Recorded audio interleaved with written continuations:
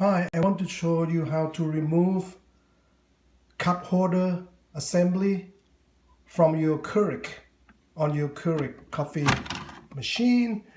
The cup here is very easy. You just wiggle a little bit, it should come out very easy,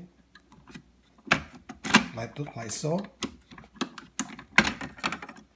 Now the assembly, there's a pin here and there's a little clip here on both sides. I had pop out one of them on the left side here, so that's all you need. So there's a little clip here, or like this on the other side, like that. You just use this, sorry, right there, just to pry it off. And you just only need to do one side, and then here you just hopefully push the pin out like that,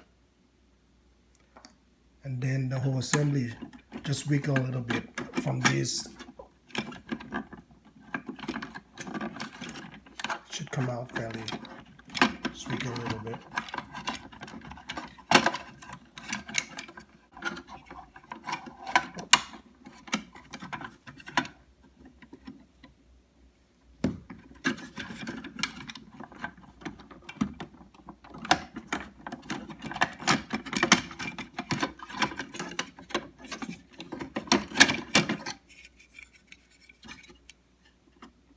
There you go, it's off. Thank you for watching.